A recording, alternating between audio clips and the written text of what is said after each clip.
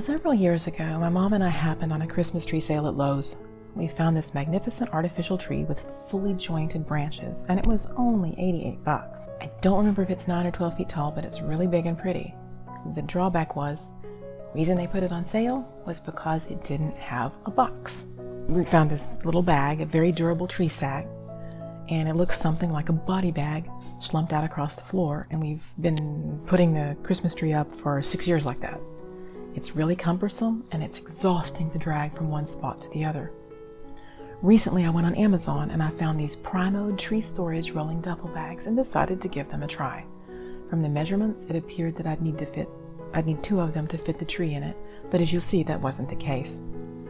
The bags are really spacious and roomy, at 20 inches wide by 25 inches high and 60 inches or 5 feet. It's got heavy-duty wheels, and I'm hoping they'll hold up like good luggage.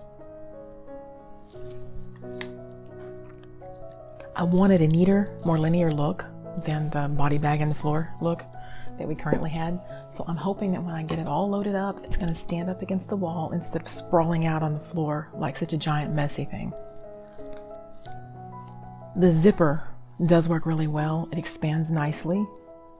It really opens up wide, and there's the straps. As you can see, that's going to help hold everything in place, maybe. Now let's open this body bag of all things Christmas and see what we've got. We've got the tree skirt, and let's see how much room we have in this new bag and what we should load first. Okay.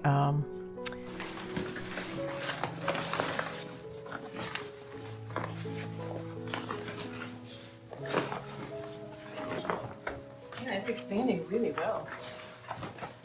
Okay. Let's see how we're going to load this sale tree into the new bag. This tree is divided into 4 sections. Each section of the tree has its own extension cord and is pre-wired. So I'll just lay out each section and see how best to repack them, because the new duffel bag I've discovered is also totally unstructured, and I wanted it to be a bit more square, but let's roll with this. Get it? It has wheels. So I'm going to flop the tip top of the tree out of the way because it doesn't take up much space. Here we unearth the metal base unit. This is getting kind of like an archaeological dig with so many artifacts. And here's the big section of the tree. So let's put this in with the base section and the first 2 tiers and see how the new bag is going to do on space. And looking like we may not even need the second bag.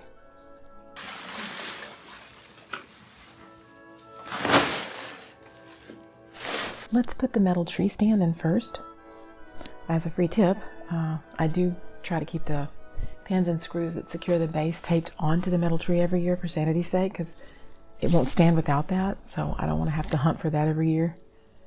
Okay, I'm just experimenting to see how best to do this, since it's going to be standing with the wheel unit to my left-hand side. On the video, I'll be putting the metal post of the tree at the end with the wheels, so maybe that'll allow for more stability. I would say that I think perhaps a crocheted sweater may not have been the proper ensemble for this project. It keeps catching the tree, or catching on the branches, but so this is the other biggest section of the tree. Nope, I think that makes it too fat in the midsection. And you know, too fat in the midsection is something I battle with a lot these days. So, okay, let's see if I turn it around with the pole to the wheeled end of the duffel bag. Maybe this will help. There may be too much tree concentrated in the middle, but anyway, I think the bag's currently big enough to hold it all. So I am super impressed with the bag because it's super roomy and the fabric is durable and lined to resist rips, dust, and water. Thank you, cameraman. You have many duties. Yes, I think one bag is going to do it. Look at that. It's extremely roomy.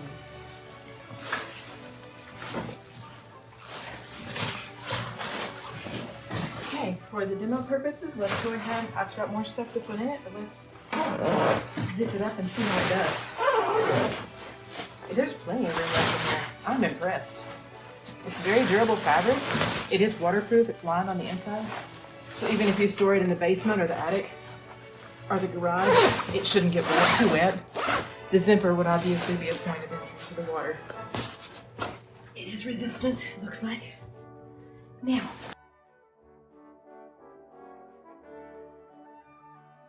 this is heavy work, so let's see what happens when I stand it upright. Oops, I'm not sure it's sturdy enough to stand. Okay, I'm just gonna try to reposition it and just keep struggling with it here and see what we can do. Okay, let me move this. Okay, there we go. So with some insistence, I actually did get it to lean against the wall. And that's way better than the bag that we've been using that just flops over in the floor. So some pointers here were that there are straps inside, which you probably saw when we were loading it. And that does help keep the contents together and provides more structure. So with how I stuffed it all in there, I'm thinking that if I repack it, I can make it more rectangular-ish and make it stand a little bit more reliably. And I would say at this point that if you want a Christmas tree bag that stands on its own without leaning against anything, this would not be the bag. It's just not going to do that. So the wheels do seem to be good quality though. So it will roll for us, maybe. I'm thinking that the best thing to do now is just try to bind the tree with maybe some jute. And here's that. I did bind it with some jute, but I quit because it looks like it honestly is going to really damage the tree. So then I found this plastic cling wrap that's made for moving and bundling up anything, and it's just tacky enough to stick to itself. So I'm going to try to bind the tree in this to stop it from spreading out in the bag and becoming limp and floppy, so it'll stand. And here you see I've gotten all three of the large sections of the tree tightly bundled, and you could do better, but I was tired. But the handy dandy restraint belts are also going to buckle our little swaddled tree sections into place, hopefully. And I'm not sure how it's going to arrange best, so let's just play around with it and see. And I would say at this point that as a tip, if you're going to be working with an artificial tree, especially spreading out the branches and all, you may want to have some gloves handy because they can scratch your forearms. So yeah, here's the cords, and we're gonna just buckle that all together, and let's toss it in here and see what we got. It looks like I've got plenty of room for the Christmas tree skirt, the garland, the everything. It looks like it's all gonna fit in here nicely.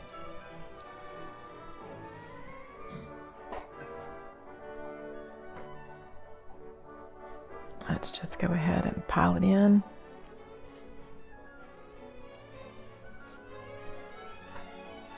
And okay, yeah, I mean, there's plenty of room. I just do wish it was more structured. Let's see how it's going to get all loaded up.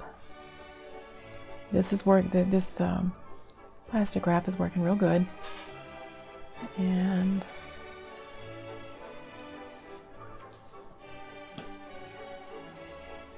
you can see the straps are tying it down nicely. It's all holding up well.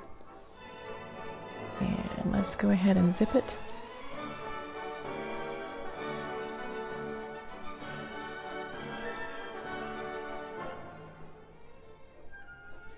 And again, I would state the zippers work very well.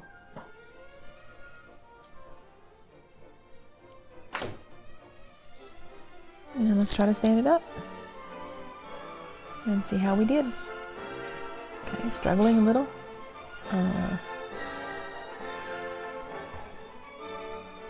And okay, to some degree, not quite 90 degrees, but to some degree, it does stand up if I prop it really well. I guess a body bag on the wall is better than a body bag in the middle of the floor. So at least it's vertical. Although, you do still have the horizontal option, it appears. So if you found this video helpful, please like and subscribe.